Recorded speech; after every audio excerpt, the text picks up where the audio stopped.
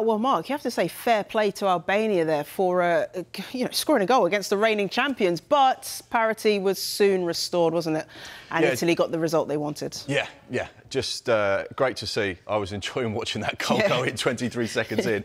Just Albania's second appearance at the Euros after 2016. They failed to get out of the group during that competition. And not really many people would have given them a chance, because you look at the group they're in, it looks incredibly difficult to get out. And the fact that they scored 23 seconds in last night is an achievement in itself, because they'd only scored once in a major tournament before yesterday. And that was a pretty significant goal. 23 seconds. The record that stood before that was actually 67 seconds. And that was done back in 2004 as well. Quite amazing. I don't think that record of 23 will ever get broken. The goal that was scored in 67 seconds was Dmitry Kirichenko for Russia against Greece back in the Euros of 2004. So Bajrami, I think, will have that record for some time. Despite the great start, it wasn't the result that they would have hoped for. But nonetheless, certainly something to build on and a bit of positivity. And as you saw from the clip there, came so close to getting an equalising goal as well. So, yeah, definitely interesting to see how Albania get on.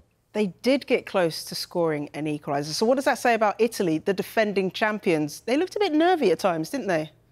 Yeah, a little bit nervy, not quite at their best, but a very different Italy side to the one that we've come to expect when it comes to major tournaments. They're going through a little bit of a transitional period at the moment. Of course, Roberto Mancini left to go and manage in the Saudi Pro League, so therefore you've got a little bit of a change with regards to the manager. Obviously, Luciano Spalletti coming in. He's tried to change the style ever so slightly. And the reason why we've got this 1.84 up here, this is goals per game at the Euros. Okay. Now, historically, you'd see Italy as a very solid, hard-working, defensively, you beat me to it, defensively minded side where they were just about being solid. Don't concede a goal, try and win the game 1-0. You don't see many exciting games with Italy. They're always very tactical. You always see their defenders high-fiving, clearing the ball or blocking a shot, don't you? That's what they're known for. That's what they love. They love to keep a clean sheet. They love to be defensively solid.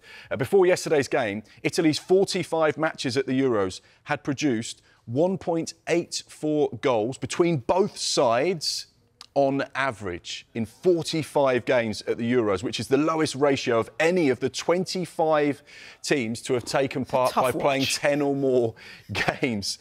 So the fact that you had 3 goals inside 16 minutes, I think that tells you a little bit about how they've transitioned to maybe not being quite a defensively minded side, but one that will go forward and attack as well. So, yeah, I think that's quite interesting, although the fact that they ground out the result in the end and they showed some good defensive qualities shows that they still have that little bit of steel and defensive-minded attributes within that team. Yeah, so really interesting stuff there.